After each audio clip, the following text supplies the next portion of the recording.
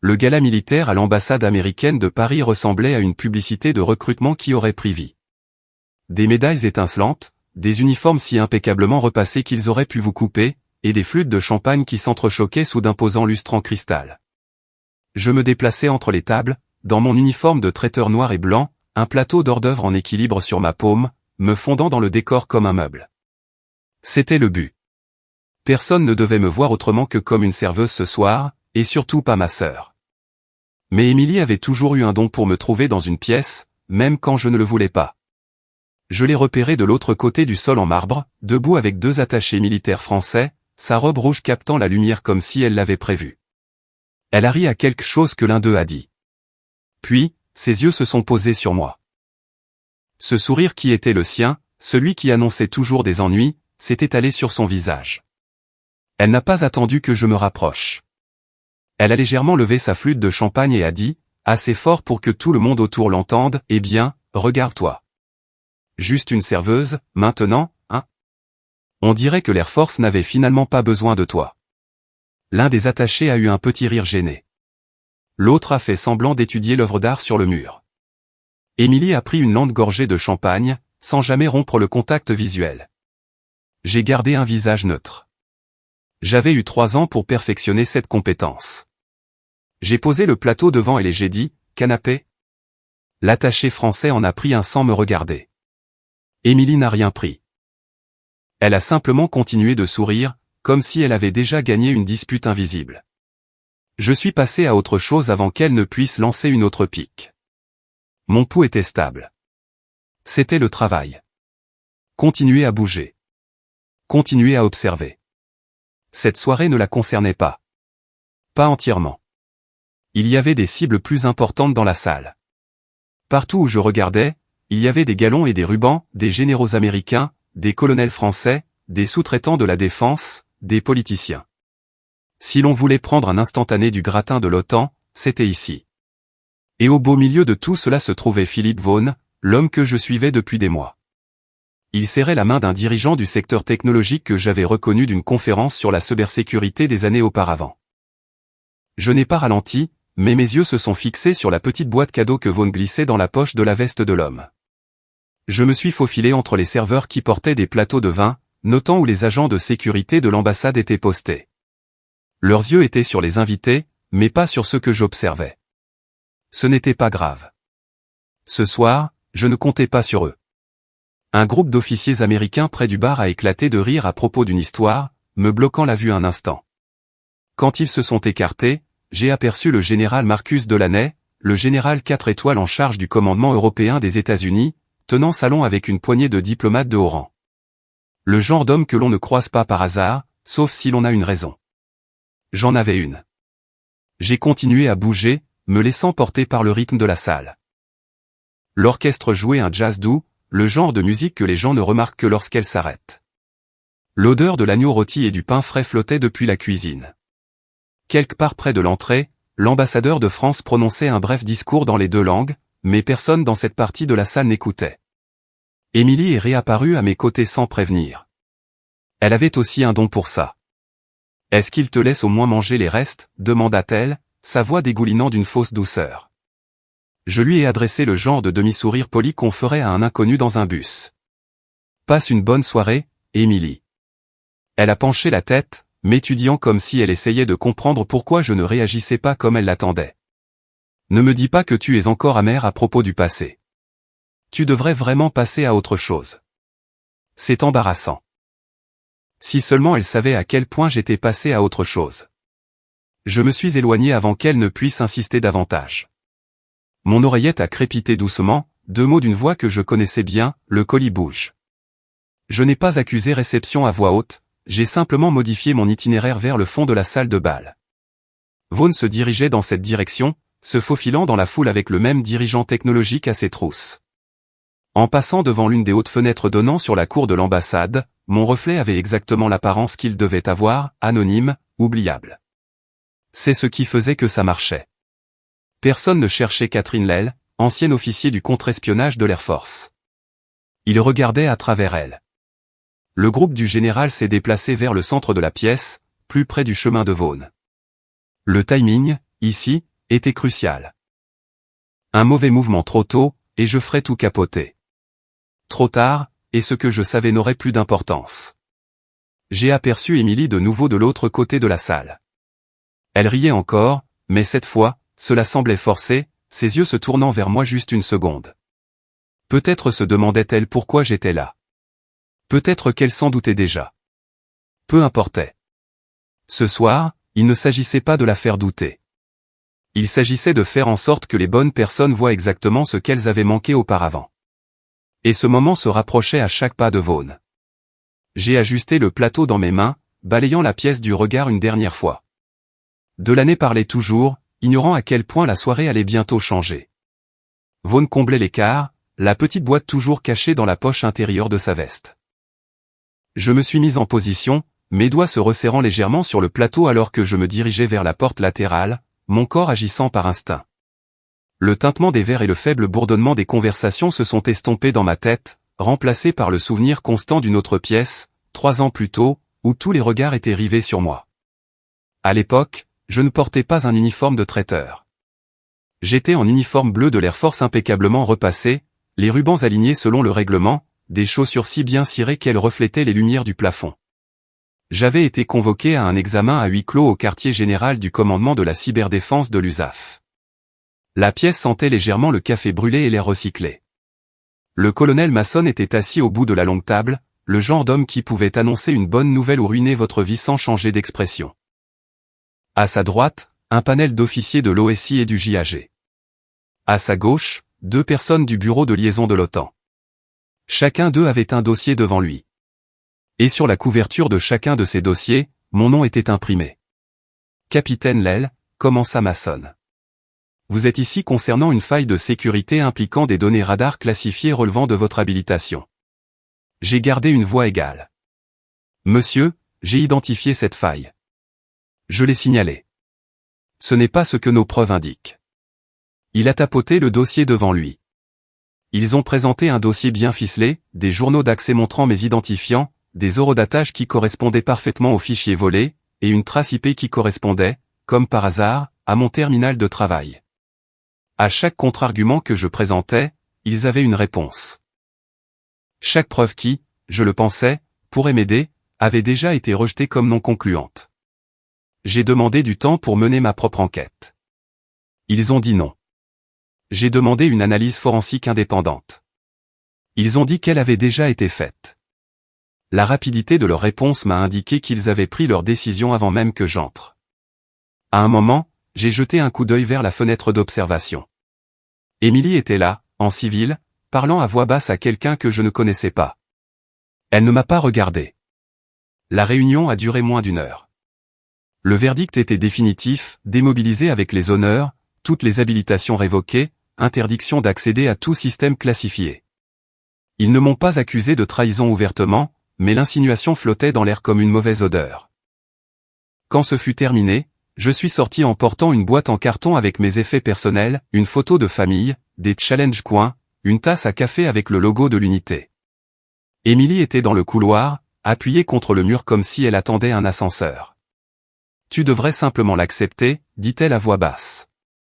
T'obstiner ne fera qu'aggraver ton cas. Je me suis arrêté, étudiant son visage à la recherche du moindre signe de sympathie. Tu étais au courant pour la faille. Sa mâchoire s'est contractée juste assez pour me dire que j'avais touché un point sensible. Je ne peux pas en discuter. Ce n'est pas un non. Elle s'est détachée du mur. Rentre chez toi, Cathy. C'est fini. Je l'ai regardé s'éloigner, ses talons claquant sur le carrelage. Ce son m'est resté plus longtemps en tête que les documents officiels de ma démobilisation. Les mois suivants ont été un tourbillon de candidatures et de rejets polis. Les employeurs civils adoraient mes compétences sur le papier, mais reculaient quand ils découvraient pourquoi j'avais quitté l'armée. Les contrats gouvernementaux étaient hors de question. L'Air Force avait inscrit une lettre écarlate dans mon dossier, et personne ne voulait s'y frotter. Je suis retourné dans le Maine, dans la petite ville au bord du lac où nous avions grandi.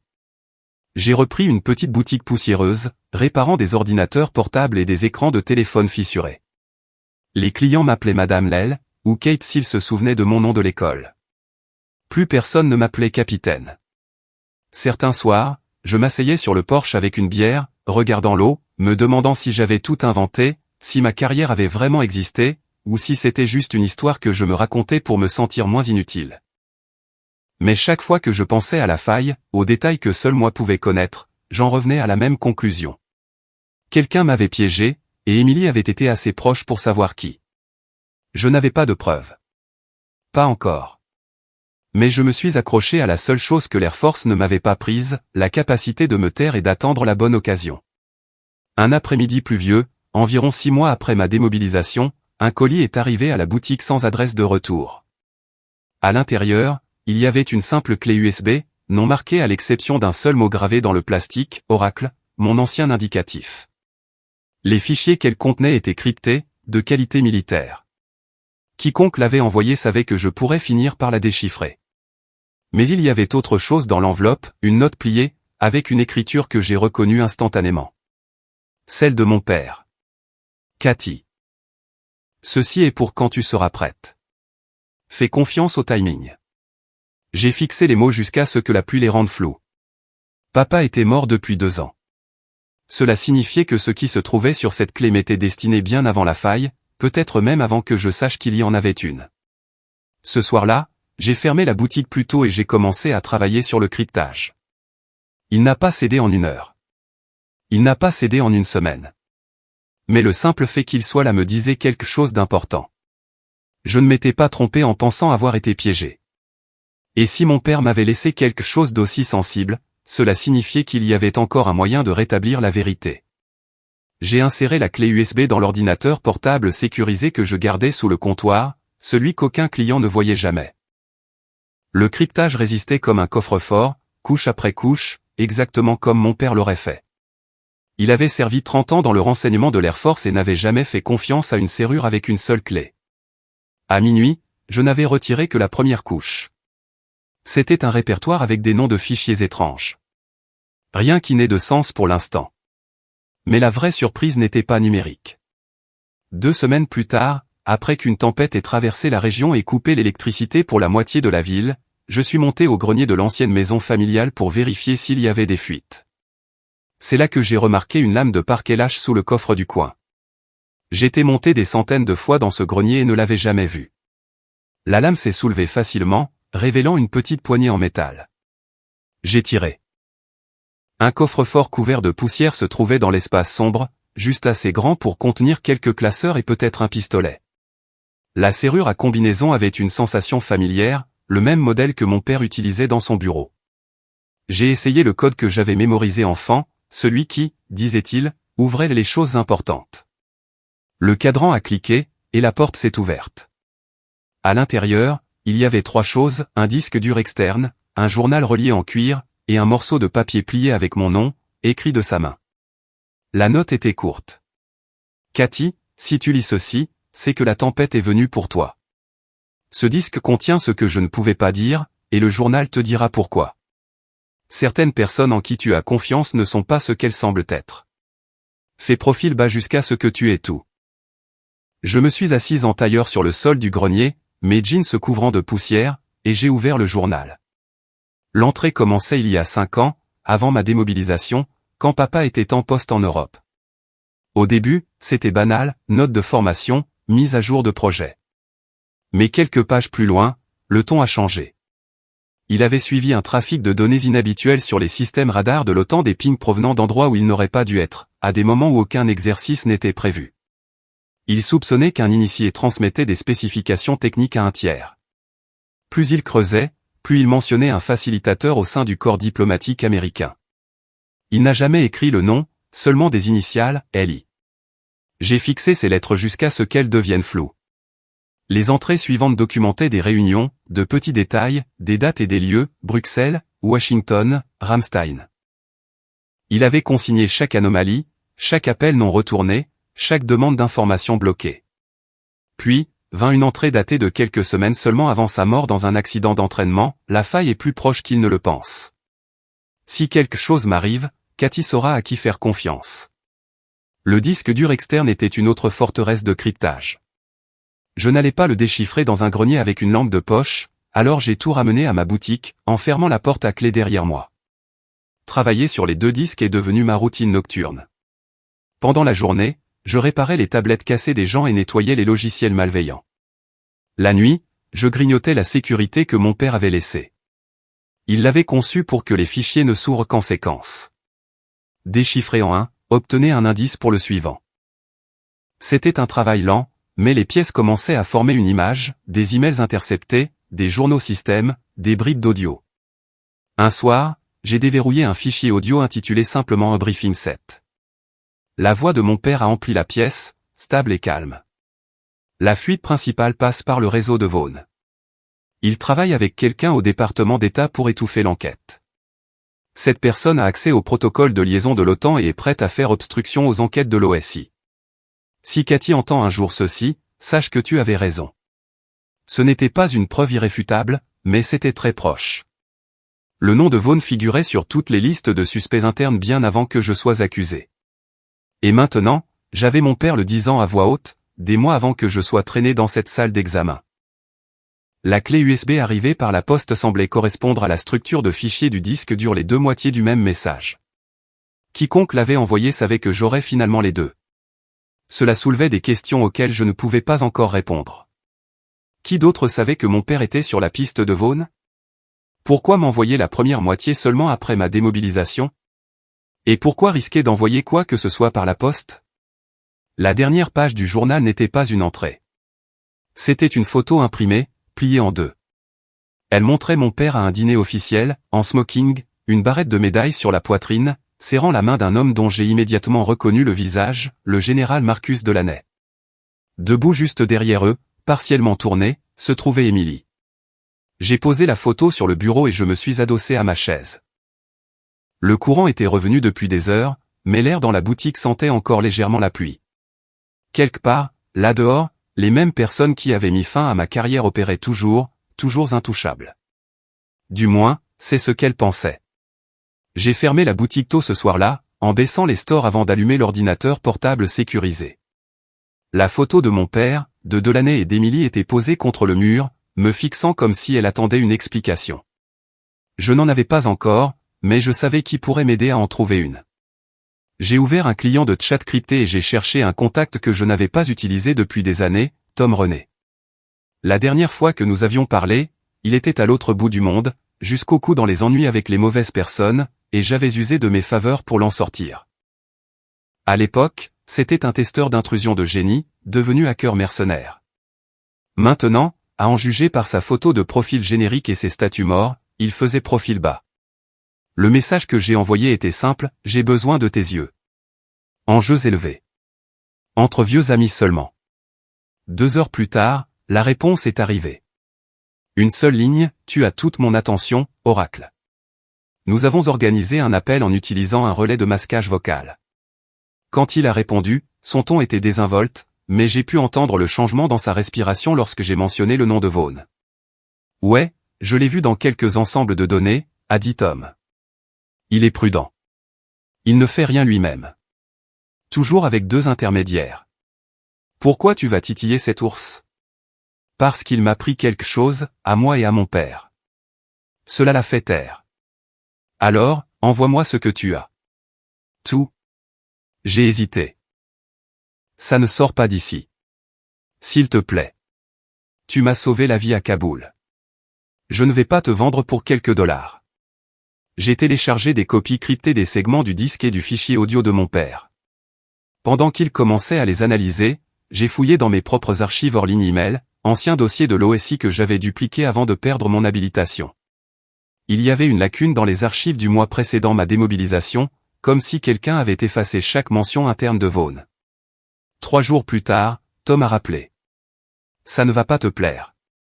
La moitié du trafic IP que ton père a enregistré provenait d'un sous-réseau sécurisé à Washington, DC département d'État.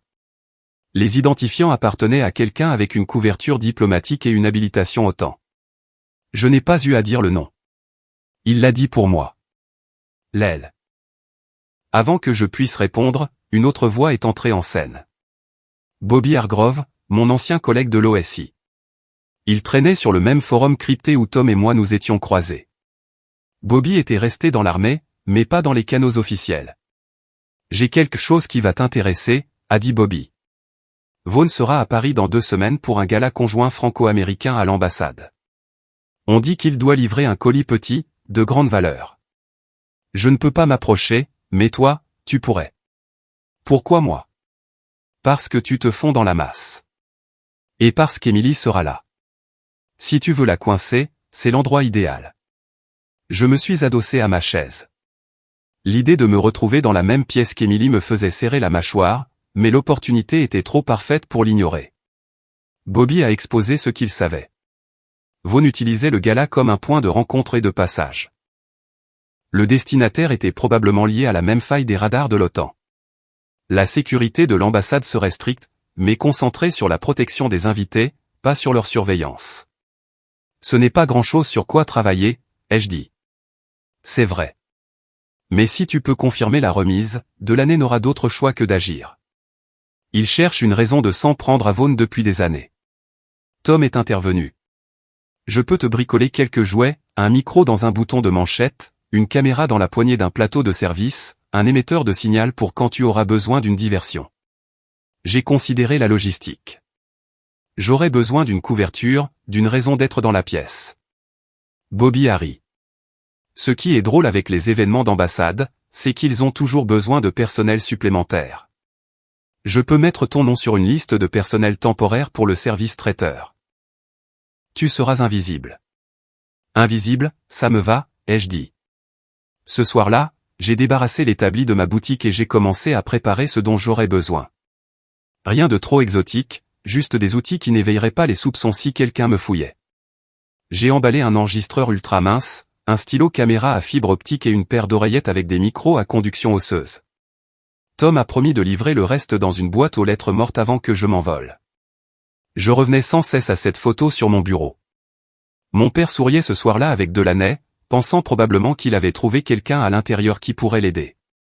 S'il s'était trompé, il n'aurait pas vécu pour le regretter. Le plan était simple sur le papier, se fondre dans la masse, suivre Vaughn, surprendre la remise, et s'assurer que la bonne personne le voit. Mais au fond de moi, je savais que le vrai test serait d'affronter Emily. Nous n'avions pas été dans la même pièce depuis des années, et la dernière fois, elle était partie sans se retourner. Cette fois, elle me verrait, et ce ne serait pas moi qui partirais la première.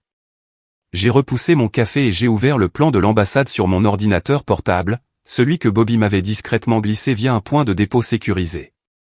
Chaque couloir, chaque corridor de service et chaque point d'entrée était marqué. L'itinéraire du service traiteur passait en plein centre de la salle de bal, devant la zone VIP, et longeait la section des salles à manger privées où les conversations de haut niveau se déroulaient à l'abri des caméras. C'était ma piste. Tom a appelé alors que je cartographiais l'itinéraire. Tu as ton équipement? Micro de bouton de manchette, caméra de plateau, émetteur de signal au poignet. 6 heures d'autonomie, mais ne force pas. Et ne fais pas la maline si tu te fais prendre. Je ne peux pas exactement te hacker pour te sortir d'une garde à vue française. Notez, ai-je dit, en buvant une gorgée du café qui avait refroidi. Bobby a rejoint l'appel. Souviens-toi, la sécurité de l'ambassade aura une liste de chaque membre du personnel. Ta couverture est Catherine Lee, intérimaire d'une agence de traiteurs parisienne. Reste dans ton personnage, même si quelqu'un de ton passé te reconnaît. Surtout Emily. J'ai gardé les yeux sur le plan. Ce n'est pas elle qui posera problème. Bobby a hésité. Tu en es sûr? Elle peut dire ce qu'elle veut. Je ne suis pas là pour elle. La vérité était plus compliquée. J'avais passé des années à m'entraîner à garder un visage impassible sous interrogatoire, mais les piques familiales étaient une autre sorte d'arme, et Emily savait exactement où viser. Au cours des jours suivants, j'ai répété la routine du gala jusqu'à ce qu'elle devienne un réflexe musculaire, plateau dans la main gauche, main droite libre pour débarrasser les verres ou activer l'émetteur, les yeux balayant toujours la salle sans trop tourner la tête. Je me suis entraîné à garder une voix neutre en anglais et en français, passant de l'un à l'autre sans y penser. Tom a déposé l'équipement dans un casier de café près de la gare du Nord. Je l'ai récupéré, portant des lunettes de soleil et une écharpe. Juste une autre touriste évitant la bruine. De retour dans mon appartement loué, j'ai tout étalé sur le lit, bouton de manchette, étui de chargement, la poignée de plateau modifiée avec l'objectif intégré. Tout était noir mat. Pas de bord brillant pour capter la lumière. La dernière pièce était l'oreillette.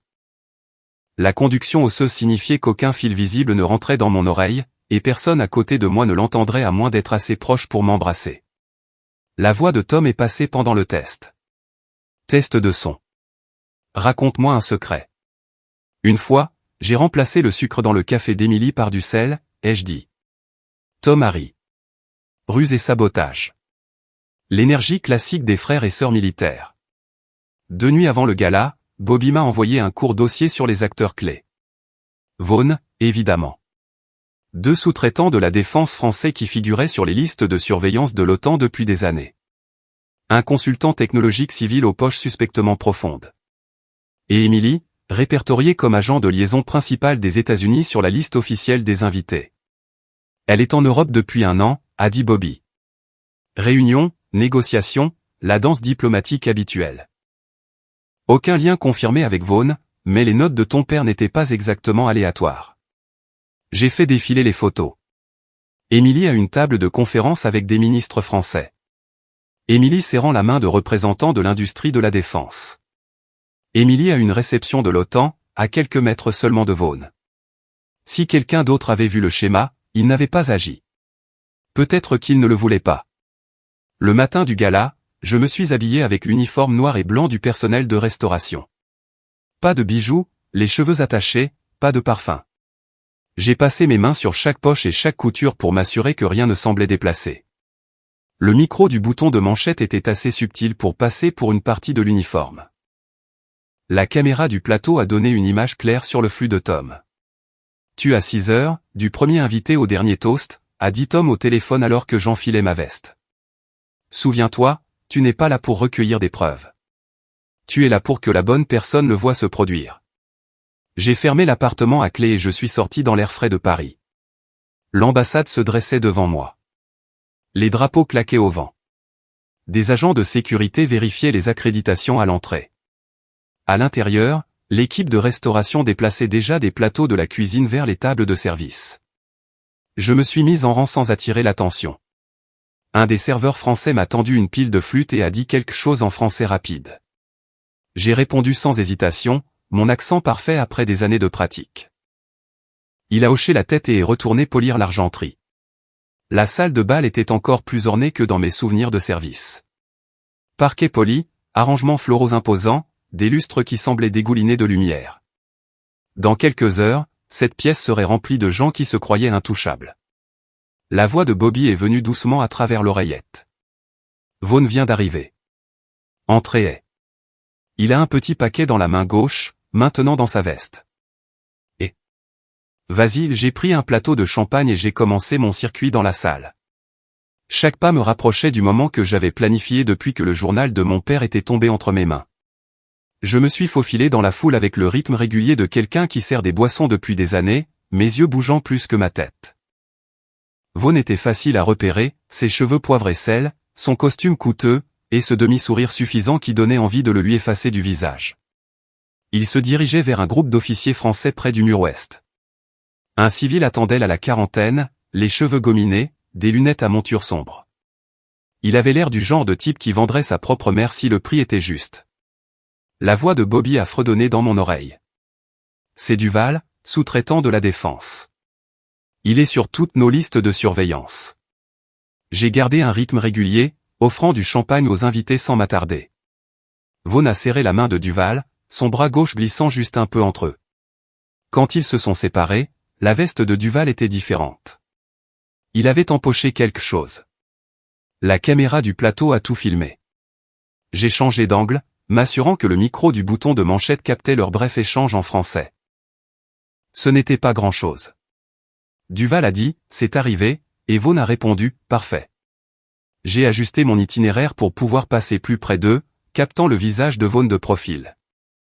Il avait l'air détendu, comme si c'était juste un mardi comme les autres. Mais Duval ne cessait de jeter des coups d'œil par-dessus son épaule vers le centre de la pièce. J'ai suivi sa ligne de mire et j'ai vu Émilie. Elle riait avec 2 attachés français, sa main reposant légèrement sur le bras d'un des hommes, de cette manière étudiée qu'elle avait. Puis elle a regardé vers Vaughn et a fait le plus petit des hochements de tête. Vaughn n'a pas répondu au signe, mais il s'est dirigé vers le coin nord où le général Delaney était en pleine conversation avec l'ambassadeur des États-Unis. La voix de Tom est intervenue. « Tu filmes tout ça? Chaque image ?» J'ai chuchoté sans bouger les lèvres. Un serveur portant un plateau d'hors d'œuvre s'est mis sur mon chemin. Je l'ai esquivé, sans jamais quitter Vaughn des yeux. Duval est resté en arrière, se mêlant à un autre groupe, mais Vaughn se rapprochait maintenant de Delaney. Le colis était toujours dans la poche de Duval, mais la façon dont Vaughn s'est positionné montrait clairement qu'il n'avait pas terminé pour la soirée. J'ai fait un large cercle, arrivant derrière le groupe de Delaney. Le général tenait son verre à la main, souriant à quelque chose que l'ambassadeur avait dit. Vaughn s'est glissé en douceur, rejoignant la conversation comme s'il en faisait partie. Émilie a commencé à se déplacer dans notre direction. La voix de Bobby est venue, basse. « Si tu dois le faire, c'est maintenant ou jamais. » J'ai déplacé le plateau vers ma main gauche, ma droite effleurant l'émetteur sur mon bracelet. Une pression, et Tom signalerait le flux en direct à la chaîne sécurisée de Bobby et Delaney. Mais le moment devait être parfait. Pas avant qu'Émilie ne me voie. Pas avant qu'elle ne soit obligée de regarder la scène se dérouler. Elle a atteint le bord du groupe, ses yeux se posant sur moi comme par réflexe. Ce sourire, le même que lors de chaque dispute d'enfance, chaque fête de famille où elle obtenait ce qu'elle voulait, s'est étalé sur son visage. Elle n'a rien dit cette fois. Elle n'en avait pas besoin. Vaughn a légèrement levé son verre vers Delaney, un geste si désinvolte qu'il aurait pu ne rien signifier. Delaney a levé le sien en réponse. Mon pouce a plané au-dessus de l'émetteur. Le bourdonnement de la conversation et le tintement du cristal emplissaient l'air, mais dans ma tête, c'était le silence, juste le son de mon pouls dans mes oreilles. Duval était toujours de l'autre côté de la pièce, faisant semblant de s'intéresser à un tableau. Émilie se tenait à 1 mètre de Delaney, son regard maintenant fixé sur moi. Le verre de Vaughn s'est incliné vers ses lèvres. J'ai appuyé sur l'émetteur. Les yeux d'Émilie se sont illuminés à la seconde où mon pouce a quitté l'émetteur. Elle s'est approchée, sa voix juste assez forte pour que l'invité voisin l'entende. « Regarde-toi, Cathy. » Des uniformes bleus de l'Air Force à servir des verres à la fête de quelqu'un d'autre.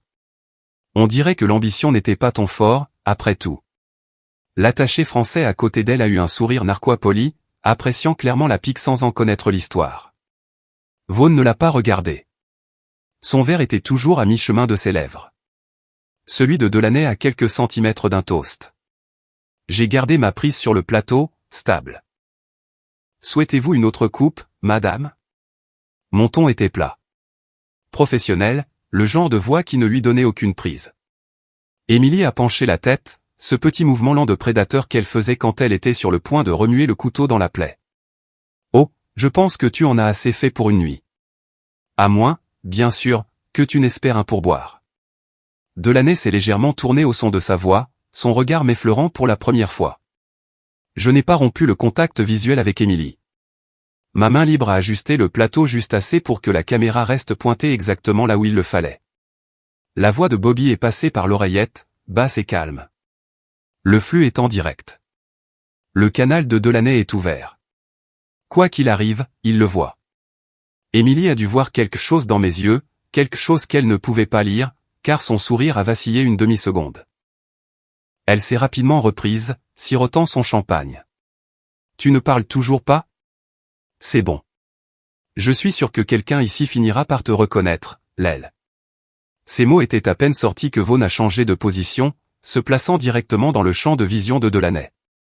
C'était le moment celui que j'attendais depuis que la lame de parquet du grenier s'était soulevée. L'air dans la pièce semblait s'épaissir. Les verres ont teinté. Le groupe de jazz a atteint un crescendo doux, et Émilie s'est penchée d'un accent grave peine 1 centimètre. Honnêtement, Cathy, tu aurais pu faire quelque chose de ta vie. Au lieu de ça. Excusez-moi, les jeux coupés, en m'avançant légèrement vers Delaney, ma voix calme, mais assez tranchante pour fendre l'espace entre nous. Ses yeux se sont plissés, mais je ne l'ai plus regardé. Le verre du général était toujours levé. Vaughn l'observait comme un faucon. J'ai tenu le plateau juste en dessous de ma poitrine, incliné de manière à ce que le micro capte chaque mot. « Monsieur », ai-je dit d'un ton égal. « Votre verre. » C'était une phrase parfaitement ordinaire, mais la façon dont Delaney a froncé les sourcils m'a dit qu'il avait saisi le sous-entendu d'un professionnel à un autre. Émilie a recommencé à parler, probablement prête avec une autre insulte, mais elle s'est arrêtée quand elle a remarqué que Delaney me regardait directement. « Est-ce que je vous connais ?» a-t-il demandé. Avant que je puisse répondre, Vaughn a fait un bref, presque imperceptible signe de tête, comme pour avertir Delaney. Cela seul a suffi à durcir l'expression du général.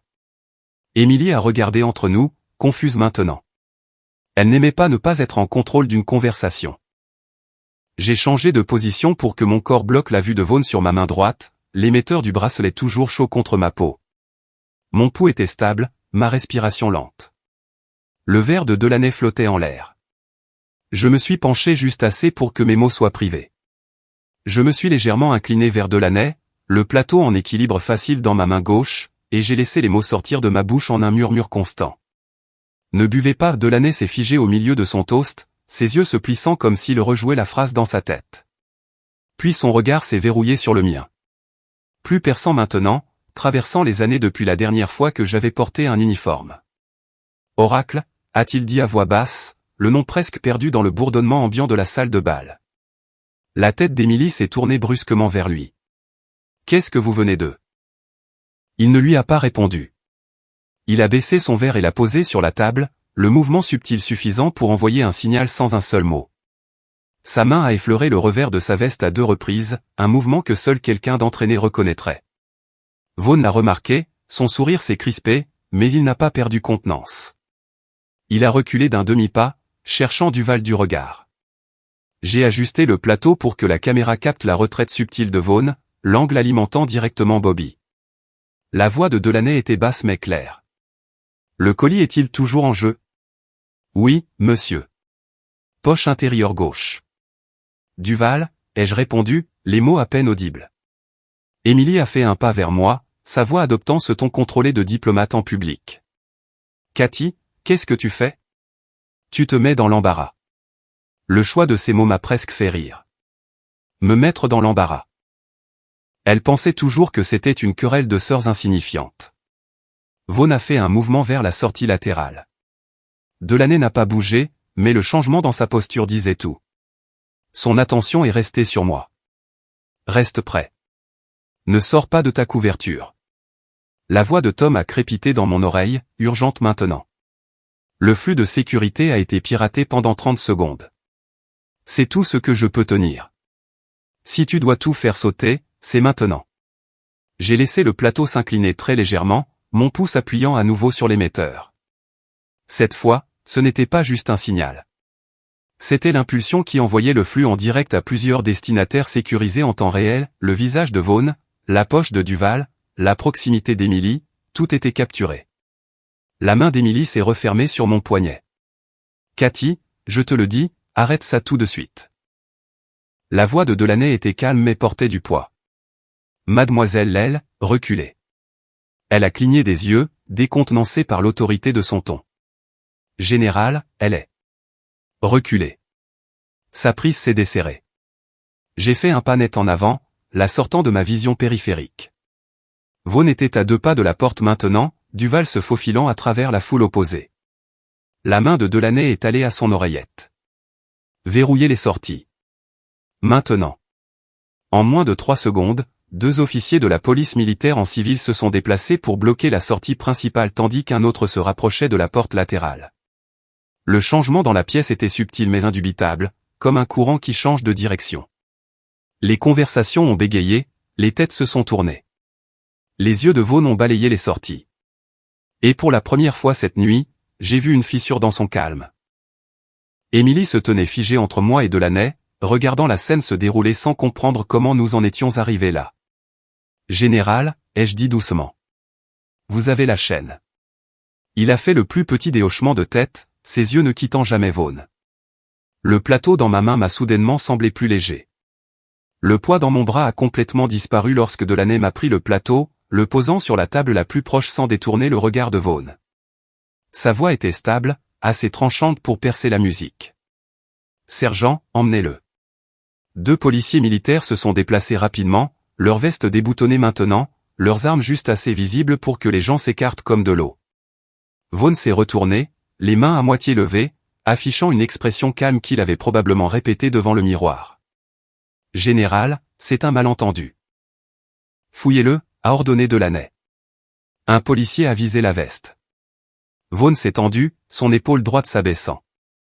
L'autre policier a attrapé le mouvement et lui a tordu le bras en arrière avant qu'il ne puisse atteindre ce qu'il y avait à l'intérieur. Tout s'est terminé en quelques secondes. Le paquet de Duval a glissé de la poche de Vaughn dans un sac de preuves. Vaughn lui-même, menotté. Des halètements ont parcouru la pièce. Le groupe de jazz a hésité, mais a continué à jouer, probablement sous les ordres stricts de ne jamais s'arrêter à moins que quelqu'un ne saigne. De l'autre côté de la salle, Duval a vu ce qui s'est passé et s'est dirigé vers un couloir latéral. Je n'ai pas attendu de signal. 2 heures, costume gris, lunettes. Il a l'autre moitié, ai-je dit dans le micro. Un des agents en civil s'est détaché et l'a intercepté près de l'entrée de service, bloquant la porte avec une posture décontractée qui ne trompait personne sachant quoi regarder. Émilie a finalement bougé, s'avançant vers Delaney. Général, c'est très irrégulier. Il ne s'est même pas tourné pour lui faire face. Mademoiselle Lel, si vous avez quelque chose à déclarer, c'est le moment. Sa bouche s'est ouverte, mais aucun mot n'est sorti. Ses yeux se sont tournés vers moi, et à ce moment-là, j'ai su qu'elle comprenait exactement ce que c'était. La voix de Bobby est passée par mon oreillette. Le paquet contient des microdisques intégrés dans la doublure. 2 téraoctets, compressés. Schéma radar de l'OTAN. Données de positionnement de la flotte. Journaux de communication cryptés. C'est la faille, Kate. Ta faille. Le nœud dans mon estomac s'est resserré. Mais ce n'était pas de la surprise. C'était une confirmation. Chaque doute nocturne, chaque peut-être que j'ai imaginé avait disparu. J'avais eu raison. Et maintenant, la preuve était dans un sac de preuves de la police militaire, sous les yeux de la moitié de l'ambassade. La voix de Tom a chevauché celle de Bobby. Je t'envoie un ping de localisation. C'est une pièce sécurisée au sous-sol. Delaney s'y dirige avec le paquet. Si tu veux que ta chaîne de possession soit hermétique, reste avec lui. Delaney était déjà en mouvement, volant entre les 2 policiers militaires comme un VIP escorté à sa voiture. Je suis resté un demi-pas derrière, balayant la foule du regard. La plupart des invités étaient figés sur place, essayant d'avoir l'air désintéressés tandis que leurs yeux suivaient chaque mouvement. Émilie n'était pas figée. Elle nous suivait, ses talons claquant sur le marbre, sa voix basse et tendue. Marcus, tu ne peux pas simplement traîner les gens hors d'un événement diplomatique. Regarde-moi faire, a dit Delaney sans ralentir. Dans le couloir de service, le bruit de la salle de bal s'est étouffé en un bourdonnement sourd. L'éclairage est devenu plat, des ombres s'accumulant dans les coins. 2 autres policiers ont rejoint l'escorte, l'un prenant la tête. Nous avons croisé du personnel de cuisine pressé contre les murs, les yeux écarquillés. Au sous-sol, une porte de sécurité attendait, son clavier lumineux. Delaney a entré un code, la serrure se libérant avec un claquement lourd. À l'intérieur se trouvait une pièce austère, une table en métal, du matériel d'enregistrement, un casier à preuves sécurisé. Asseyez-le, a ordonné Delaney. Vaughn a été poussé sur la chaise, les menottes toujours serrées. Duval est arrivé quelques secondes plus tard, sous bonne garde. Ses lunettes de travers, sa veste froissée. Quelle que soit l'affaire qu'il menait ce soir, elle était officiellement morte. Un technicien en gants a pris le paquet, le photographiant sous tous les angles avant de l'ouvrir. Les microdisques en sont tombés comme des pièces de monnaie, déjà scellées dans des sacs antistatiques. Ils avaient l'air dangereux. Delaney s'est tourné vers moi. Capitaine Lel, vous êtes réintégré aux fins de cette chaîne de possession. Vous assisterez à chaque transfert d'ici à l'OSI.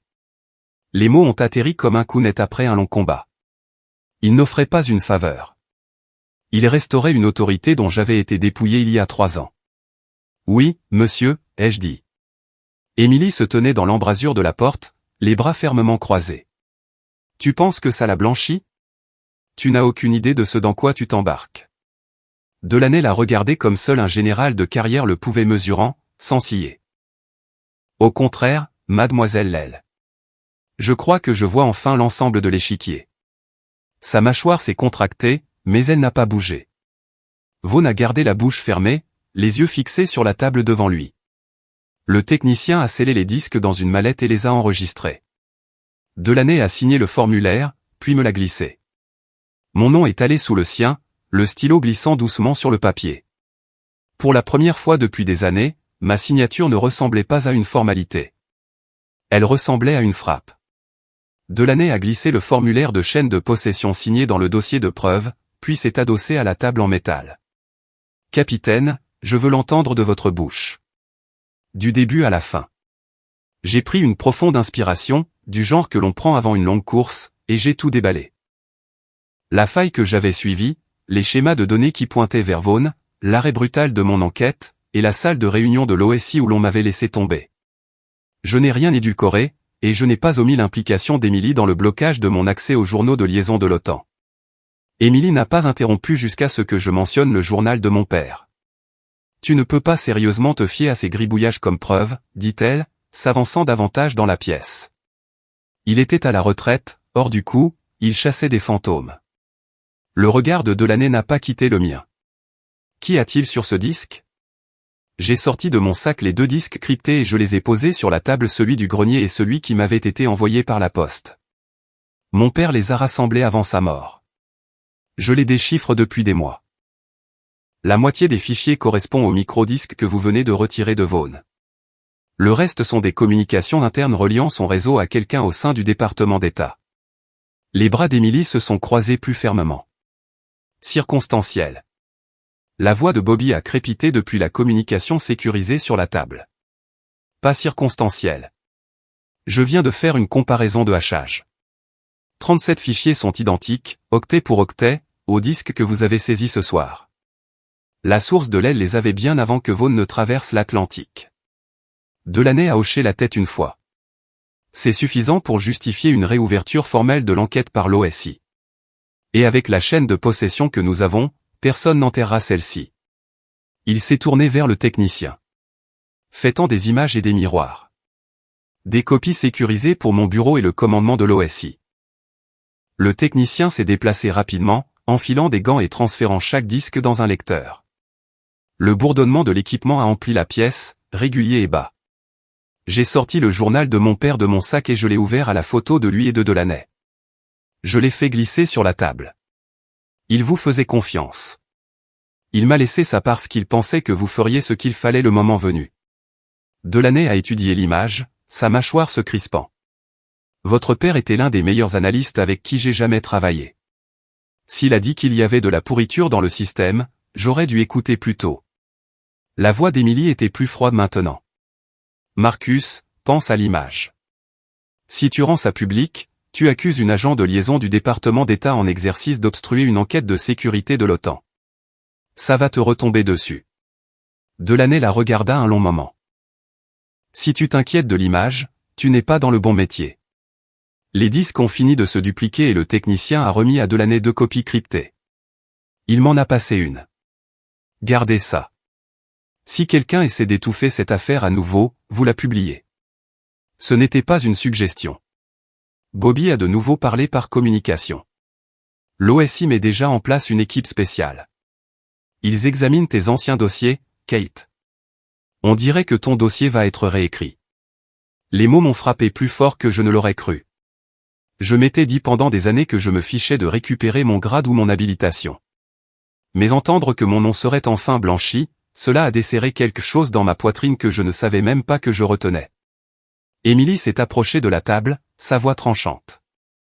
Si vous pensez que ça va tenir, vous êtes naïf. Vaughn a des alliés, et ils brûleront la moitié du Pentagone avant de laisser cette affaire aller en procès. Delaney n'a pas bronché. Alors nous amènerons l'autre moitié du Pentagone pour regarder. Sa mâchoire s'est crispée et, pendant une seconde, j'ai vu l'éclair de panique derrière ses yeux. Elle savait que le vent avait tourné et qu'elle ne pouvait pas le contrôler cette fois. J'ai glissé la copie cryptée dans ma veste. Le poids était différent de celui du plateau que j'avais porté plus tôt. C'était plus lourd, mais c'était le genre de poids que l'on choisit de porter. Delaney s'est levé, rassemblant les dossiers. Ce n'est pas fini, mais ce soir, nous avons fait le premier pas. Et nous l'avons fait avec des témoins, des preuves et une chaîne de possession ininterrompue. Les policiers militaires ont fait sortir Vaughn et Duval de la pièce. Émilie est restée où elle était, les talons plantés, le visage figé dans une expression entre la colère et le calcul. Je n'ai pas pris la peine de la regarder en suivant Delaney vers la porte. La voix de mon père, de cet ancien fichier audio, résonnait dans ma tête. Si Cathy entend un jour ceci, sache que tu avais raison. Maintenant, j'avais la preuve. Et un dossier d'enquête ouvert pour m'assurer que cela compterait. Émilie m'a rattrapé dans le couloir, ses talons frappant le carrelage comme un métronome réglé sur le mode interrogatoire. Cathy, dit-elle à voix basse. Nous devons parler. Seul. Je n'ai pas ralenti. Nous avons eu des années pour ça. Tu as laissé passer ta chance. Elle s'est avancée, me coupant le chemin près d'un hall latéral. Les policiers militaires nous ont laissé de l'espace, mais sont restés à portée de vue. Ses bras étaient croisés, ce masque diplomatique poli fermement en place. Tu crois que tu as tout compris, n'est-ce pas? Que tu es l'héroïne ici? Je n'ai pas besoin d'être l'héroïne, ai-je dit d'un ton égal. J'avais juste besoin que tu ne sois pas la méchante. Ses yeux se sont plissés. Tu n'as aucune idée de ce à quoi tu as affaire. Vaughn n'était pas mon choix. Rien de tout ça ne l'était. Mais une fois que tu es dedans, tu ne peux pas simplement partir. Ce n'est pas vrai. Tu as choisi de rester. Sa mâchoire a tressailli. J'ai choisi la survie. Tu es parti depuis trop longtemps pour comprendre ce qu'il faut pour opérer à ce niveau. Chaque conversation est une négociation. Chaque faveur s'accompagne d'une dette. Je n'ai pas fait fuiter ces dossiers, mais je savais qu'il avait fait. Et je me suis tu parce que tirer ce film m'aurait entraîné dans ma chute, moi aussi. J'ai laissé cela planer dans l'air un moment. Alors tu les as laissés me prendre à la place. Sa voix ne s'est pas élevée, mais la tension qu'elle contenait était indéniable. Tu as toujours été la meilleure officier. Tu y aurais survécu. Moi, je n'aurais pas pu. Voilà. L'aveu, dépouillé de toute excuse. Tu aurais pu me le dire, ai-je dit. Nous aurions pu trouver un autre moyen. Elle a secoué la tête. Non. Tu crois toujours aux autres moyens. C'est pour ça que tu seras toujours dangereuse pour des gens comme Vaughn, et pour moi. Les policiers se sont légèrement déplacés, nous observant sans intervenir. Je ne voulais pas te faire ça, a-t-elle poursuivi, plus doucement maintenant. Mais une fois que tu as mis les pieds sur ce parquet ce soir, tu m'as forcé la main. Quoi qu'il arrive à partir de maintenant, nous sommes toutes les deux des cibles. Nous. J'ai étudié son visage. La sœur avec qui j'avais grandi. Celle qui me donnait des bonbons en cachette avant de dormir. Parlant maintenant comme si elle lisait un mémo de gestion de crise du département d'État. Tu as raison sur une chose, ai-je dit finalement. Nous sommes toutes les deux des cibles.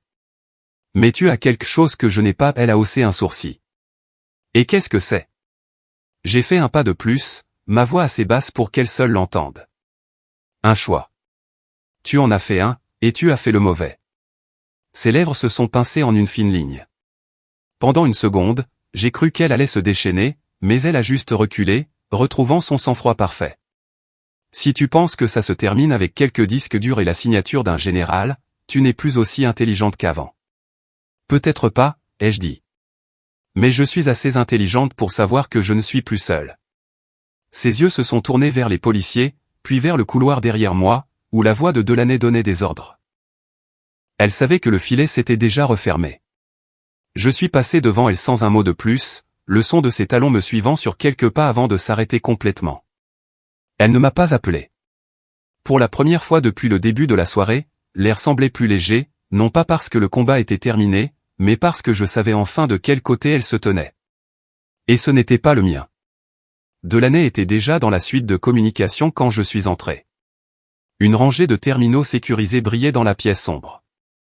Le visage de Bobby remplissait l'un des écrans, celui de Tom sur un autre. Tous deux étaient déjà plongés dans leurs opérations respectives. Nous avons fait un miroir de chaque octet des disques de preuve, a dit Bobby sans préambule. La chaîne de possession est hermétique. Je transmets l'analyse initiale de la faille à l'OSIE. Il a tapé quelques touches où la surveillance du Congrès vient de recevoir une alerte sécurisée. Tom s'est adossé à sa chaise, la lueur du code défilant sur son écran. Les salles de rédaction flairent quelque chose aussi. Quelqu'un au gala a fuité que les policiers militaires ont embarqué Vaughn et Duval menottés. D'ici demain matin, tu seras sur tous les blocs de défense du pays. Delaney est intervenu. Je ne veux pas que cela soit présenté comme des ragots. Nous publions des faits, pas des rumeurs. Les données, la chaîne de possession, l'arrestation. Rien d'autre. Compris, a dit Bobby. Mais vous ne pouvez pas empêcher les gros titres de tirer leurs propres conclusions. Et ils vont relier Emily à Vaughn, que ça vous plaise ou non. J'ai jeté un coup d'œil à Delaney. Il ne m'a pas regardé quand il a dit, alors, qu'il le fasse. Si elle est innocente, elle aura la preuve. Si elle ne l'est pas, nous l'aurons. Du coin de la pièce, un technicien m'a passé un dossier. À l'intérieur se trouvaient des clichés haute résolution de la caméra du plateau, Vaughn remettant le paquet à Duval, Duval l'empochant, Emily hochant la tête dans leur direction. Pas de légende, pas de commentaires, juste des images qui racontaient leur propre histoire. J'ai repoussé le dossier et j'ai tapoté l'écran où Tom exécutait un index de fichiers. Marque chaque document avec des en-têtes de l'OTAN. Priorise les clés de cryptage et les journaux de communication. Plus c'est irréfutable, plus vite ça tiendra. Tom a fait un bref signe de tête, ses mains volant sur le clavier. La porte s'est ouverte et un agent de liaison de la presse est entré, ayant l'air d'être tombé dans un ouragan classifié. Général, les journalistes se rassemblent déjà devant les portes de l'ambassade. Faisons-nous une déclaration? Delaney n'a pas hésité. Oui. Faites court. Confirmez que 2 individus ont été placés en garde à vue pour suspicion d'espionnage contre des alliés de l'OTAN. Pas de nom, pas de spéculation. L'agent de liaison est parti et la porte s'est refermée avec un clic silencieux. La voix de Bobby est revenue par communication. Kate, le journal de ton père. Il y a une annexe des pages que nous avions manquées.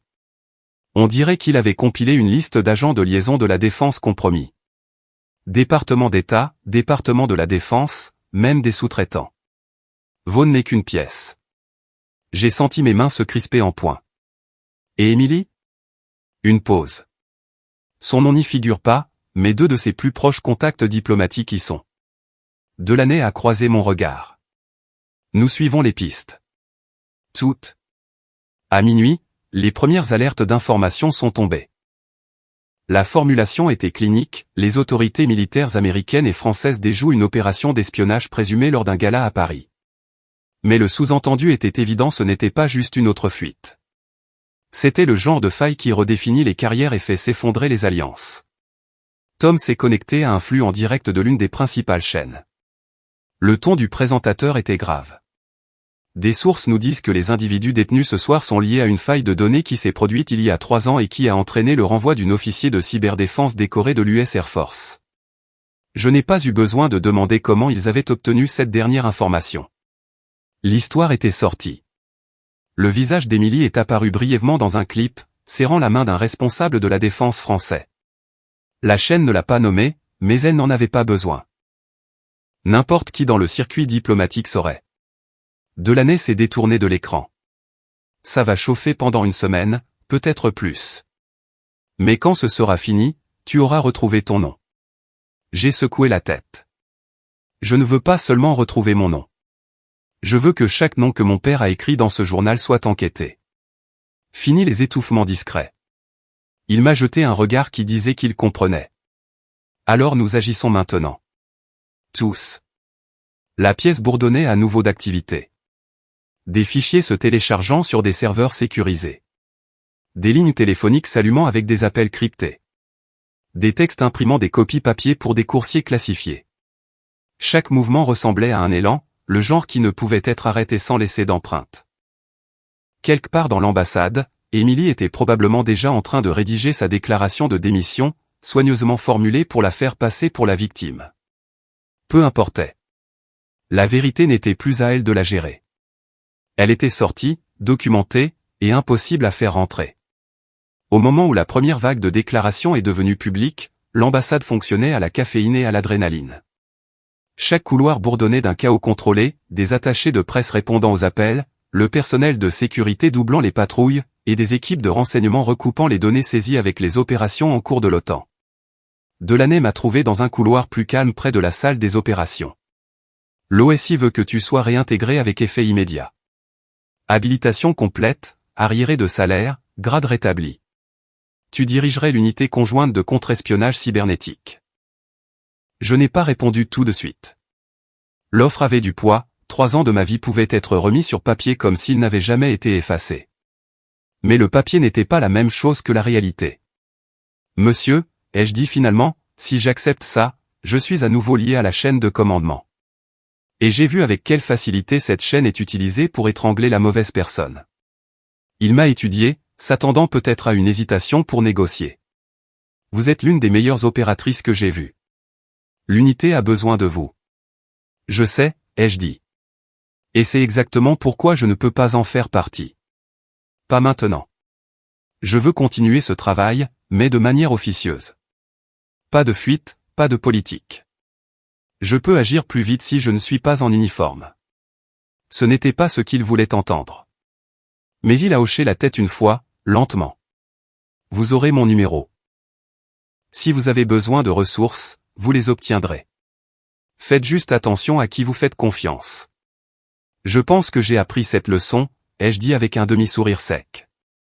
Nous sommes retournés vers l'aile sécurisée, passant devant un mur de photographie, opération conjointe passée, commandant et diplomate posant avec des sourires forcés.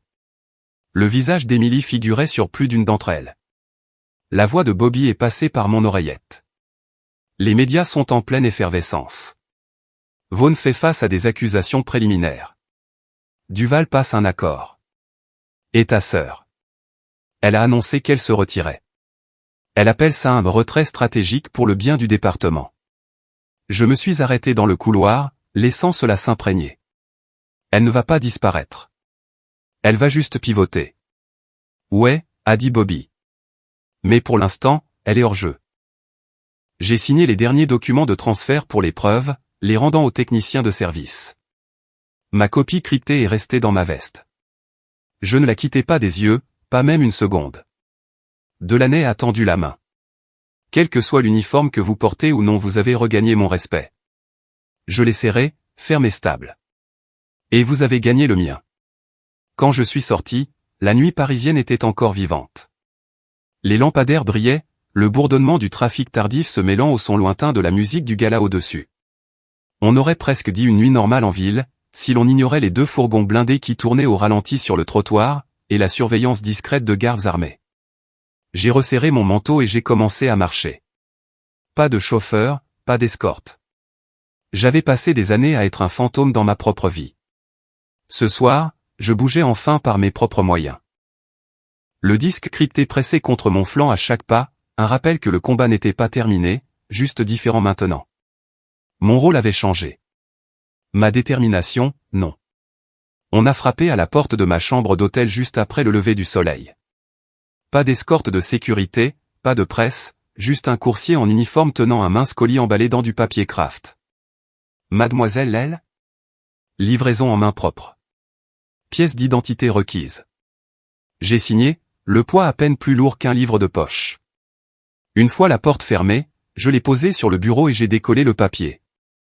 À l'intérieur se trouvait un carnet familier, relié en cuir, aux bords usés, les pages sentant légèrement le tiroir en cèdre où ils étaient gardés quand nous étions enfants. Ce n'était pas celui de mon père, c'était celui d'Émilie. En tournant la première page, j'ai vu l'écriture soignée dont je me souvenais de l'époque où elle m'aidait avec mes devoirs de français. Mais maintenant, il n'y avait qu'une seule courte ligne en anglais. J'ai fait le mauvais choix. Pas de signature, pas de date. Elle n'en avait besoin d'aucune des deux. Je me suis adossé à la chaise, la douce lumière du matin filtrant à travers les rideaux. Mon esprit a rejoué chaque instant du gala. Le sourire narquois quand elle pensait avoir le dessus, la fissure dans sa voix quand les policiers sont intervenus, l'acier dans sa posture quand elle a admis qu'elle m'avait laissé prendre sa place. Le carnet était rempli de phrases, certaines en français, d'autres en sténographie, le genre que les diplomates utilisent pour prendre des notes sans donner de contexte. Rien d'ouvertement incriminant, mais assez pour tracer des schémas, réunions, noms, dates, même quelques notes sur Vaughn. La plupart prudentes, comme si elle avait documenté sans savoir pourquoi. Elle ne m'avait pas donné ça pour se blanchir. Elle me l'avait donné parce qu'elle savait que je saurais quoi en faire. J'ai glissé le carnet dans mon sac à côté du disque crypté. 2 sources distinctes, 2 pistes distinctes. Ensemble, elles pourraient fermer plus de portes que Vaughn n'en a jamais ouvertes. Dehors, la ville se réveillait. Des camions de livraison grondaient dans les rues étroites. Les cafés ouvraient leurs portes. Et quelque part, une radio jouait une chanson cuivrée. J'ai fermé la porte à clé derrière moi et je suis sorti dans le couloir. Manteau sur le bras, sac en bandoulière. Pas de mot d'adieu, pas d'adresse de suivi le style d'Émilie. Mais elle m'avait laissé quelque chose de mieux qu'une excuse. Une preuve. En marchant vers l'ascenseur, j'ai aperçu mon reflet dans les portes en laiton poli. Pas d'uniforme, pas de badge, pas de grade. Juste moi. Et pour la première fois depuis des années, cela semblait suffisant. La descente en ascenseur était silencieuse, le genre de silence qui vous rend conscient de chaque respiration. Quand les portes se sont ouvertes, le hall bourdonnait du rythme quotidien des voyageurs, enregistrements, roues de valise, l'odeur du café. Je suis sorti sur le trottoir, l'air frais portant le son lointain des cloches d'église. Paris n'était plus qu'une ville comme les autres. Pas de salle de bal, pas de flash d'appareil photo, pas d'ordre murmuré en français. Mais dans mon sac, contre mon flanc, il y avait les deux choses qui me rappelaient exactement de quoi j'étais encore capable. J'ai tourné vers l'est, vers la rue où je devais rencontrer Bobby pour une remise sécurisée. Quelque part derrière moi, Émilie était déjà en train de réécrire sa propre histoire. Je n'avais pas besoin de la lire. Certains choix ne peuvent être réécrits. Certaines batailles ne concernent pas les médailles ou les promotions. Elles consistent à s'éloigner en sachant que l'on n'a pas plié. Même quand cela aurait été plus facile, les choix de ma sœur seront toujours les siens, et elle devra vivre avec. Les miens seront ceux que je pourrai regarder dans le miroir et accepter. Je n'ai pas retrouvé mon ancienne vie. J'ai eu quelque chose de mieux. La liberté de me battre selon mes propres termes, sans demander la permission. Et à la fin, c'est toute la justice dont j'avais besoin.